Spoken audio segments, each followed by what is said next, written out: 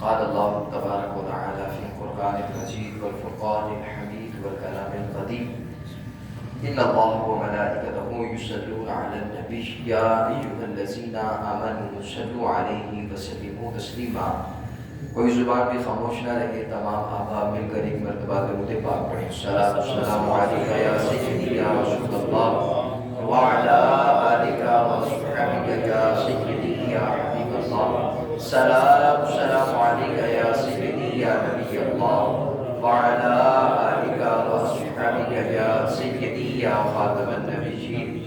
تمام حمد و ثنا، تعریف و توصیف اللہ رب العزت کی ذات والا صفات کے لیے. وہ مولا خالق کائنات بھی ہے اور مالک شش جہات بھی.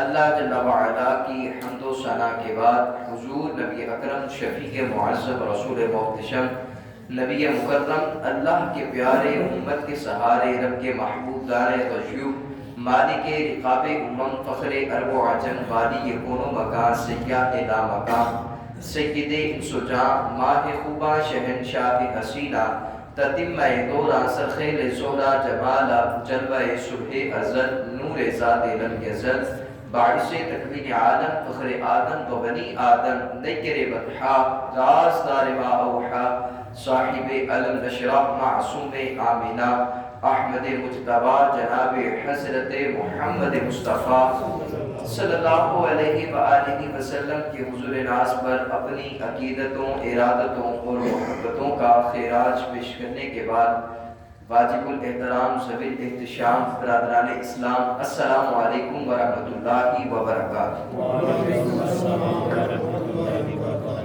سب سے پہلے اللہ رب العزت کی ذات کا کروڑ شکر ہے اور اس مالک حقیقی کا کروڑ احسان ہے کہ جس نے ہماری زندگی کے سیاسوں کو اس قدر طول دیا کہ آج ہم پھر اس کی بارگاہ میں اسی کو رکوع، اسی کو سجود، اسی کو قیام اور اسی کی تسبیح و تحلیل بیان کرنے کے لیے ہم سب لوگ یہاں جمع ہو رہے ہیں. اللہ رب العزت ہم سب کی عبادتوں میں اخلاص پیدا فرمائے اور ہماری بقیہ جتنی بھی زندگی ہے اللہ رب العزت اس زندگی کو اپنی بندگی کے مطابق گزارنے کی توفیق عطا فرمائے اور اسی زندگی کے توسل، اس بندگی کے توسل اللہ ہم سب کو قیامت والے دن حضور علیہ السلام کا پڑوسی یعنی جنت الفردوس میں جگہ عطا فرمائے. شامل شفقات، آج کا جو میرا موضوع سخن ہے جس پر میں نے آپ کے سامنے لب کشائی کرنی ہے وہ ہے اسلام میں ذخیرہ اندوزی کی ممانعت. کیونکہ فی زمانہ ایک تو اس کا بحران کچھ زیادہ ہی پایا جا رہا ہے اور یہ آج سے نہیں زمانہ قدیمی سے چلتا آ رہا ہے. کیونکہ بعض اوقات جو لوگ مخیر حضرات ہوتے ہیں، جو لوگ کہہ لیں کہ ایک مالدار شخصیت ہوتی ہے، تاجر حضرات ہوتے ہیں، وہ بعض اوقات چیز کو مارکیٹ میں آنے سے پہلے ہی اس کو لے لیتے ہیں اور جس وقت مارکیٹ میں اس چیز کی ویلیو بڑھتی ہے اس کے نہ ہونے کی وجہ سے تو پھر اپنے یعنی من مانا ریٹ نکال کر لوگوں سے جو ہے وہ وصول کرتے ہیں. اسی حوالے سے چند ایک گزارشات آپ کے سامنے رکھوں گا. اللہ رب العزت میری زبان پر کلمۃ الحق جاری فرمائے. سب سے پہلی بات یہ ذہن رکھنی ہے آپ نے کہ رزق دینے والی ذات اللہ تعالیٰ کی ذات ہے، اس میں کوئی شک نہیں. اللہ رب العزت ارشاد فرماتا ہے 12واں سپارہ پہلی آیت مقدسہ، اللہ فرماتا ہے وَمَا مِن دَابَّةٍ فِي الْأَرْضِ إِلَّا عَلَى اللَّهِ رِزْقُهَا. انسان تو بڑی دور کی بات ہے، انسان کو تو اللہ تعالیٰ نے افضل المخلوقات کہا ہے. حضرت انسان کا جو مقام اور مرتبہ ہے وہ تمام اللہ کے جتنے بھی حیوانات ہیں، جاندار ہیں، جتنی بھی مخلوقات ہیں، سب سے جو افضل اور اعلیٰ اللہ کی مخلوق ہے وہ حضرت انسان ہے. اور اللہ تعالیٰ قرآن میں ہی ارشاد فرماتا ہے اسی انسان کے متعلق، اللہ فرماتا ہے لَقَدْ خَلَقْنَا الْإِنسَانَ فِي أَحْسَنِ تَقْوِيمٍ. ہم نے تو انسان کو بڑا ہی خوبصورت پیدا کیا ہے. ہم نے تو انسان کو سب سے زیادہ خوبصورتی اگر ہم نے کسی مخلوق کو عطا کیا تو وہ حضرت انسان کو عطا کی. انسان کو اللہ نے بڑا ہی خوبصورت پیدا کیا ہے. اور پھر اللہ تعالیٰ کی ہی یہ ذات ہے کہ جب انسان کو بنا لیا پھر اللہ تعالیٰ کہ اگر کوئی منکر ہو گیا انکار کرنے والا بن گیا تو ان کے متعلق اللہ نے وعیدیں بھی بیان کی ہیں. لیکن جو ایمان والا ہو گیا اللہ نے ان کے اوپر کتنی نعمتیں عطا فرما دی. آپ دیکھیں پیدا تو اللہ تعالیٰ نے کیا انسان کو, اس میں تو کوئی شک والی بات نہیں کہ اللہ نے ہی انسان کو پیدا کیا ہے. لیکن یہ بات ذہن نشین رکھیں کہ اللہ نہیں چاہتا کہ یہ میری اتنی سونی تخلیق جہنم میں جل جائے. کبھی نہیں چاہتا اللہ تعالیٰ کہ یہ میری اتنی پیاری مخلوق جو ہے یہ جہنم میں چلی جائے. اللہ رب العزت کی ذات کبھی نہیں چاہتی. آپ نے علماء سے بھی سنتے ہیں, باعثین سے بھی سنتے ہیں, خطباء سے بھی سنتے ہیں, کیا بھئی ایک مرتبہ اگر کوئی بندہ سبحان اللہ کہتا ہے تو اللہ رب العزت جنت میں اس کا درخت لگا دیتا ہے. سنتے ہیں نا آپ, یہ بات سنتے ہیں آپ. کسی نے کہا جی اللہ تبارک و تعالیٰ حدیث مبارکہ کے اندر آتا ہے کوئی بندہ ایک مرتبہ نبی کریم علیہ الصلوۃ والسلام کی ذات پر درود پڑھتا ہے تو اللہ رب العزت اس بندے کے اوپر 10 مرتبہ رحمتوں کا نزول فرماتا ہے. سنتے ہیں 10 گناہوں کو معاف فرما دیتا ہے, 10 درجوں کو بلند کر دیتا ہے. یعنی اگر آپ ذرا تھوڑا سا ذہن کے اوپر توجہ کریں اس بات کے اوپر کہ عمل کیا ہے. ہمیں سبحان اللہ کہہ دیا کوئی ہمارا کوئی کہتے ہیں کہ کوئی وقت صرف ہوا ہے, کوئی بڑی محنت کرنی پڑی ہے, ہمیں کوئی محنت کرنی نہیں پڑی. سبحان اللہ کہتے ہیں, الحمدللہ کہتے ہیں, اللہ اکبر کہتے ہیں. کوئی ہماری کوئی وقت صرف ہوا ہے, کوئی ہماری جو ہے وہ کہنے کہ روزی میں کمی واقعہ ہوگی, کچھ بھی نہیں ہوا. ہمارے سانس کے اندر کوئی قلت پیدا ہوگی, کچھ بھی نہیں ہوا آپ کو. لیکن اس کا اگر آپ اجر اور اس کا ذخیرہ دیکھیں کل قیامت کے دن جو اللہ تعالیٰ نے عطا کرنا ہے تو بندے کی عقل دنگ رہ جاتی ہے, عقل ختم ہو جاتی ہے بندے کی کہ یار میں نے کیا کیا ہے. لیکن اللہ تعالیٰ کی ذات اس قدر نعمتیں کیوں عطا فرما رہی ہے. حقیقت میں اللہ تعالیٰ کی ذات یہ چاہتی ہے یہ کسی بھی طریقے سے جہنم سے آزاد ہو کر جنت میں چلا جائے. یہی وجہ ہے نا بھائی. آپ نے دیکھا کہ چھوٹا سا عمل کریں, چھوٹے سے جملے بولے آپ تو اتنا اللہ تعالیٰ ثواب عطا فرما رہا ہے, اتنا ثواب عطا فرما رہا ہے کہ جس کا کوئی لیمٹ ہی کوئی نہیں. آپ دیکھ لیں حج کو دیکھ لیں. حج کیا ہے؟ حج اس وقت جو ہے وہ سب سے مہنگا اس وقت عبادت جا رہی ہے. مہنگی ہوگی نا, مزید اور مہنگی ہوگی اور سننے میں آ رہی ہے بڑی آگے تک جائے گی. حالانکہ اللہ تعالیٰ اس حال پر بھی رحم فرمائے. مسلمانوں کی عبادت ہے اور ادا ہونی چاہیے, اسلام کا اہم ایک رکن ہے, لیکن مہنگا ہوتا چلا جا رہا ہے. پچھلے دنوں میں دیکھ رہا تھا کہتے کہ 5 لاکھ کے قریب پہنچ جائے گا. یہ 5 لاکھ روپے کا حج. اب کون ہے؟ کوئی جو کعبہ اللہ جائے گا, طواف کرے گا, صفا مروہ کی سعی کرے گا, مزدلفہ, منا, عرفات, ان چیزوں کا جو ہے وہ ان چیزوں کی زیارت کرے گا, عرفات میں ٹھہرے گا, طواف زیارت کرے گا. یعنی ان تمام چیزوں کا نام حج ہے.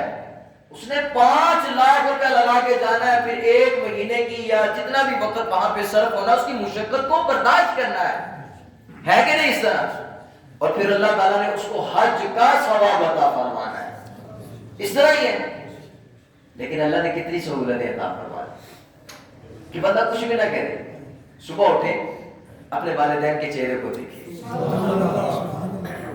کلام کوئی نہیں, بات کوئی نہیں, کوئی بات نہیں, کوئی چکر نہیں, اٹھے اپنے والدین کے چہرے کو دیکھے, غصے کے ساتھ نہیں, جلالی طریقے سے نہیں, جمالی طریقے سے دیکھے. ہے کس طرح؟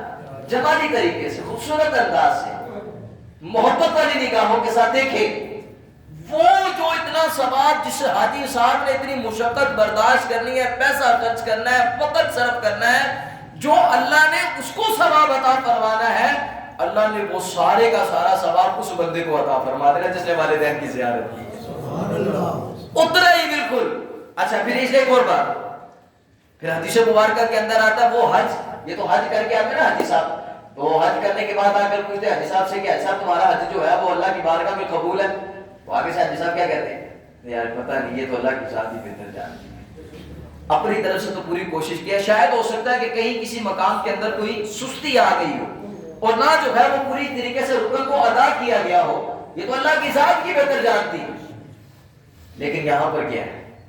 اگر آپ نے دیکھا، مسکرا کر دیکھا، پھر حدیث مبارکہ کے اندر آتا ہے وہ حج اس کا ثواب جو رب تعالیٰ کی بارگاہ میں قبول ہی قبول ہے، جس کا ثواب ہی ثواب ہے، جو اللہ کی بارگاہ میں مقبول ہے، اللہ نے اس کو قبول کر لیا، اور جس کا قبول کر لیا اس کا ثواب اللہ نے عطا فرمایا۔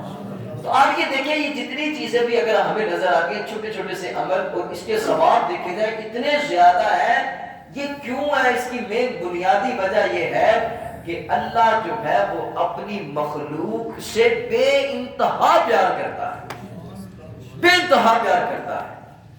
اور میں جنہیں جو آیت مقدسہ آپ کے سامنے تلاوت کی کہ وَمَا مِن دَابَّةٍ فِي الْأَرْضِ إِلَّا عَلَى اللَّهِ رِزْقُهَا، جو رزق کی ذمہ داری ہے، جو رزق کا پہنچانا ہے، وہ کس کے ذمہ کرم پر ہے؟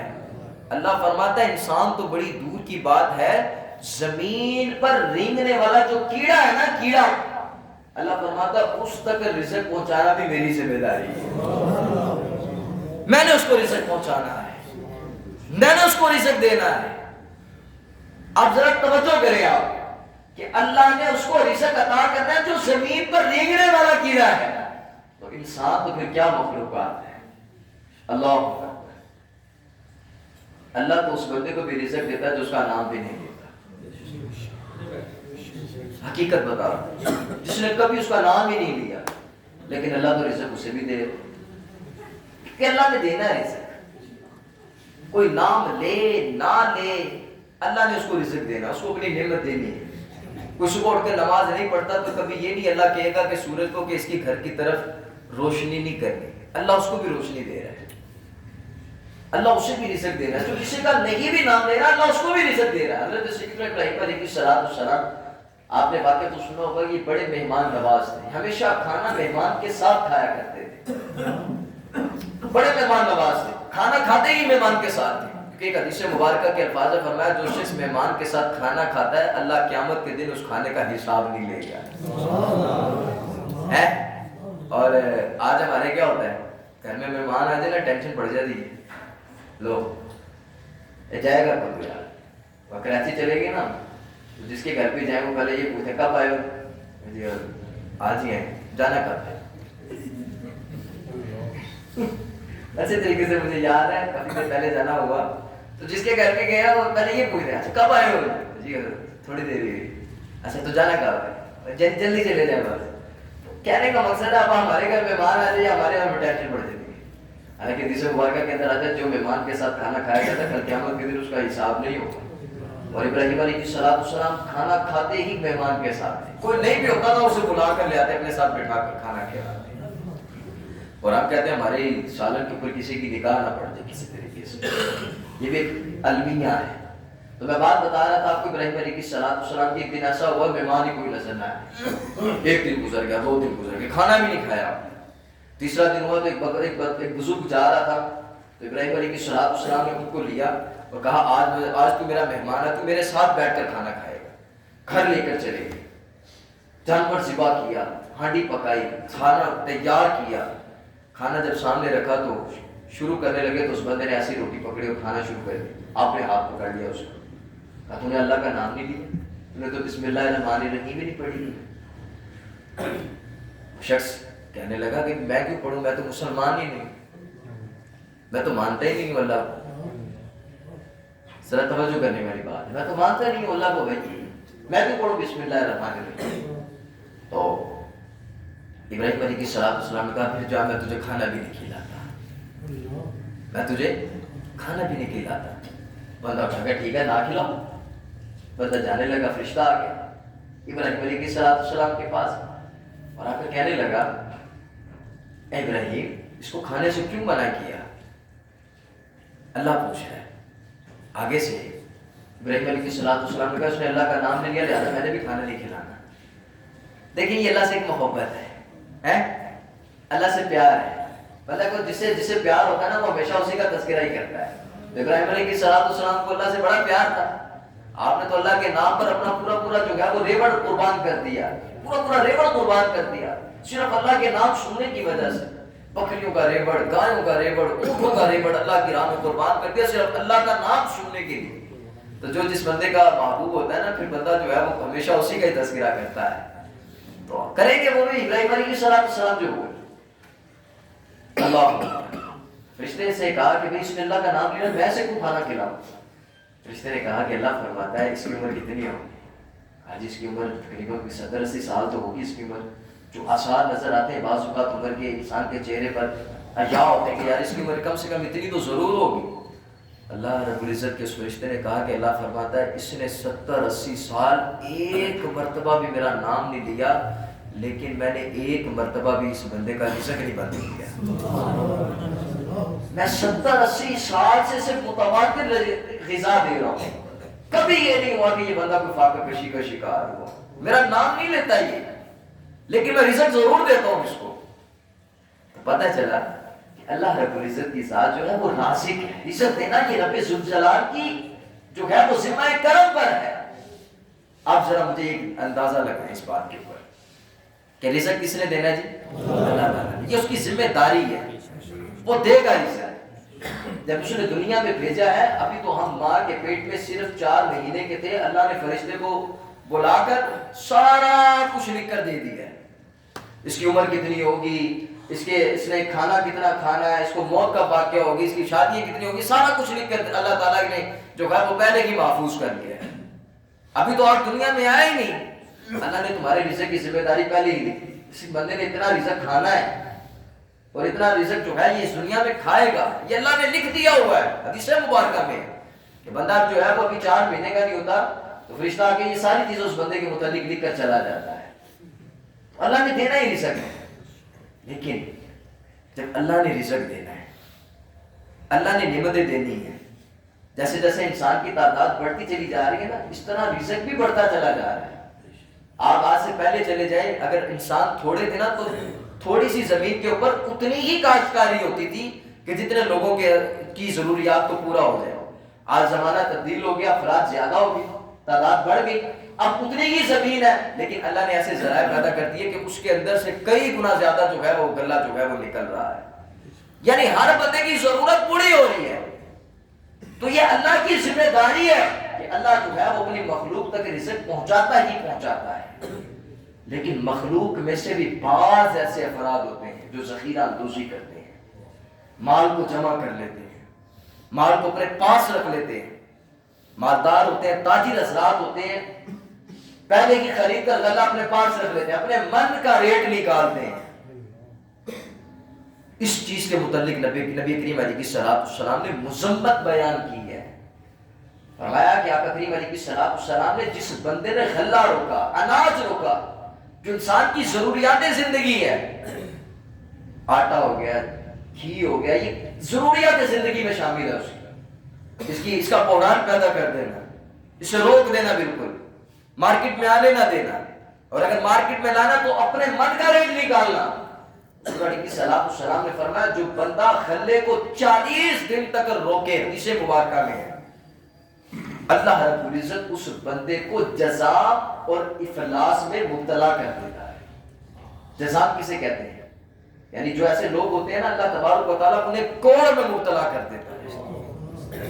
کوڑ کی بیماری لگ جاتی ہے, مفلسی چنداری ہو جاتی ہے, غربت تنگدستی داخل ہو جاتی ہے. سب کچھ ہونے کے باوجود بھی ان کی ضروریات زندگی نہیں پوری. جو بندے غلہ روکتے ہیں, لوگوں کا اناج روکتے ہیں, اور ایک حدیث مبارکہ کے اندر الفاظ ہیں, نبی کریم علیہ السلام نے ارشاد فرمایا, آقا کریم علیہ السلام نے فرمایا اللہ رب العزت کی رحمت سے وہ بندہ مایوس, ختم ہوگی رحمت اللہ کی. جو بندہ لوگوں کا غلہ روکتا ہو, لوگوں کی ضروریات زندگی کو روک لے اور اسے مہنگے داموں میں فروخت کرے.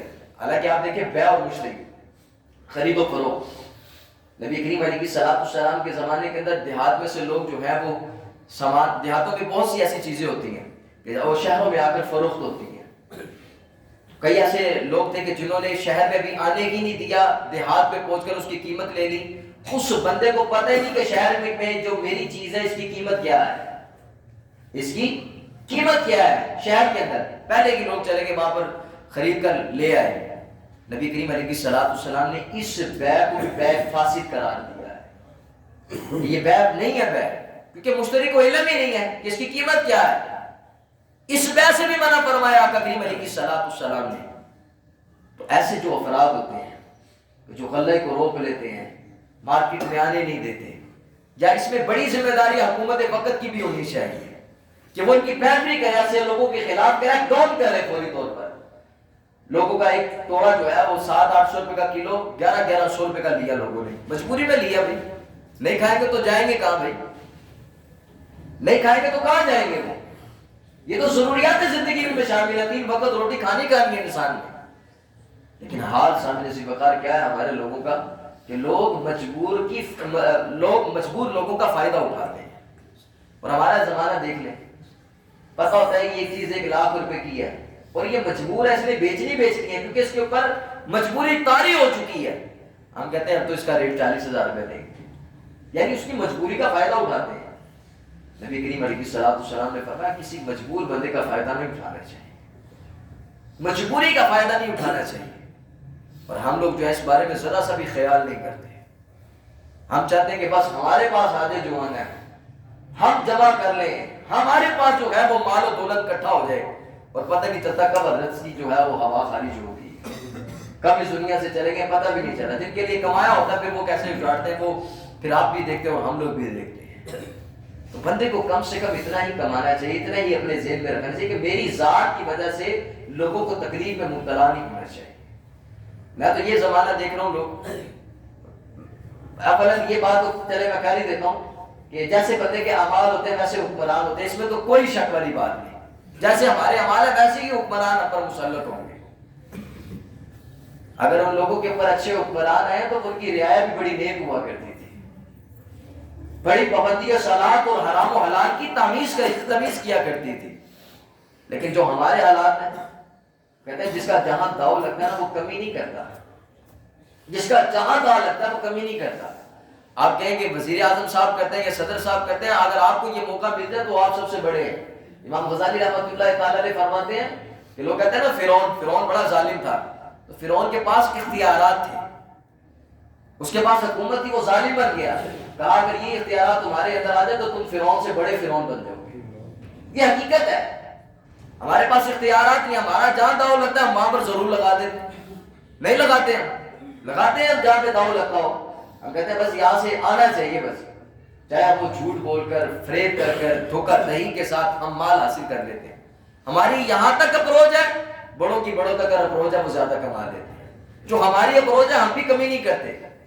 قاری صاحب نے ہمارے وہ بات بتا رہے، کہتے میں گوشت لینے کے لیے گیا تو میں نے کہا 1 کلو گوشت دے دیں آپ. انہوں نے 1 کلو گوشت دیا. کہتے ہیں مجھے لگ رہا تھا کہ یہ گوشت جو ہے نا یہ کلو نہیں ہے، کم ہے یہ کلو سے. کہتے میں آ گیا تو ایک میرا مقتدی تھا، میں کہ یار تولی طرح کے لے گئے.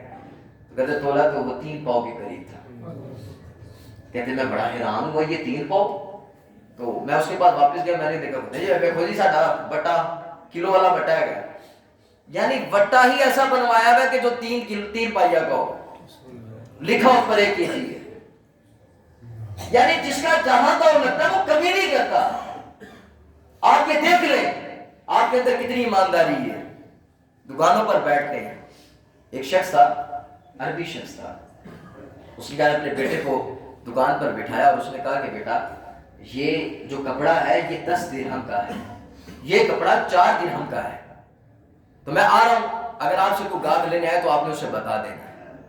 اب جس وقت گاہک آیا تو جو 10 درہم کا کپڑا تھا اس نے 15 درہم کا بیچ دیا. اب جیسے ہی وہ لے کر باہر نکلا تو اس نے شخص کو روکا. اس نے کہا جی کپڑا آپ نے لیا کتنے کا لیا ہے؟ کہا جی میں نے 15 درہم کا لیا ہے، اور مجھے آگے جو ہے یہ جا کر اگر میں اپنے علاقے میں فروخت کروں گا یا اپنی دکان پر فروخت کروں گا تو مجھے 4 درہم بچے گے، مجھے 4 درہم مہنگا بیچوں گا، یعنی میں 19 درہم کا بیچوں گا اسے. آپ نے فرمایا کہ نہیں اس کی قیمت تو کم ہے، اگر آپ اس سے کم میں آپ کو دے دوں تو وہ زیادہ بہتر نہیں. کہا نہیں بس ٹھیک ہے، مجھے بچ رہے ہیں 4 درہم میرے لیے کافی ہیں. کہا جی نہیں چلے میرے ساتھ. وہ لے کر اسی کی دکان سے آیا ہوتا ہے. کہتا ہے بیٹا یہ کتنے کا دیا؟ کہا جی ابا جی میں نے 15 درہم کا دیا ہے. کہا نہیں یہ 15 درہم کا نہیں ہے، یہ 10 درہم کا ہے، یہ 5 درہم آپ کو مبارک ہو. آپ بے شک اسے 19 کا بیچیں جا کر، لیکن یہ میری جو دکان کے اندر ہے اس کے 10 درہم ہی ہیں، یہ 10 درہم کی ہے. تو میں کیوں آپ سے جو ہے وہ زائد منافع لوں؟ بس ٹھیک ہے، جتنا میں نے لینا تھا، جو میری ضروریات زندگی ہے میری پوری ہے، اس پر آپ لے جائیں اسے، آپ کو مبارک ہو، آپ کے جتنے بھی آگے نکل رہے۔ وہ بندہ بڑا حیران ہوا، آج اگر ہمارا کوئی بچہ بیٹھ جائے، کسی کو بٹھا کر چلے جائیں اور وہ 10 گنا زیادہ اگر بھیج دینا، کسی گاہک کو نہیں پتا ہوتا، ہم کہتے لے اے بندہ شاباش ہے، اے ترقی کرے گا ٹھیک ٹھاک، لے آج تو میں تیری ٹپ بھی ادھے پیسے تیرے دے ساڑھے پیسے۔ یہ دیکھیں ہمارے بزرگوں کا، ہمارے لوگوں کا دیکھیں حال کہ وہ کس طرح سے جو ہے وہ رزق حلال کمایا کرتے تھے، اور آج ہم ذرہ برابر بھی اس پر توجہ نہیں کرتے۔ ہمارا تو زمانہ یہ آ گیا کہ پتہ چیز پیچھے سے سستی ہے، حکومت نہیں آئی ہے، وہ 15,000 روپے والی چیز کو 1500 بتا کر 2-4 گالیاں حکومت کو بک کر بھیج دے گا۔ یہ زمانہ چل رہا ہے ہمارا، 1000 روپے کی چیز پیچھے سے آ بھی رہی ہے، اس کا نبی حکومت آئی ہوئی ہے، وہ کہتے بڑی حکومت سخت آئی ہوئی ہے، اتنے کا ہی ریٹ رہا ہے، لیکن گاہک کو 2-4 حکومت کو گالیاں دی اور وہی ریٹ 1500 روپے کی بیچ دی پکڑ کر، گالیاں 2-4 دے کر۔ سامنے سے بقار ہمیں اپنے حال کے اوپر ذرا توجہ کرنی چاہیے، اور ذخیرہ دوزی کی جتنی ممانعت، جتنی مذمت آقا کریم علیہ السلام نے بیان فرمائی، فرمایا کوئی بندہ ذخیرہ اندوزی کرے اور بعد میں اس کو بیچے اور مال زیادہ لے، اور جتنا مال لیا اس نے وہ سارے کا سارا مال راہ خدا میں خرچ کر دے، فرمایا آقا کریم علیہ السلام نے کہ اس کا جو صدقہ کرنا ہے وہ اس کے گناہ کا کفارہ نہیں بنے گا، کہ جس نے لوگوں کی ضروریات اور ذخیرہ اندوزی کے ساتھ جو مال کمایا ہوگا، کما بھی لیا آپ نے، پھر سارے کا سارا جو ہے وہ راہ خدا میں بھی خرچ کرتے ہیں آپ، کہا اس گناہ کا کفارہ نہیں بنے گا جو تم نے ذخیرہ اندوزی سے کیا ہے۔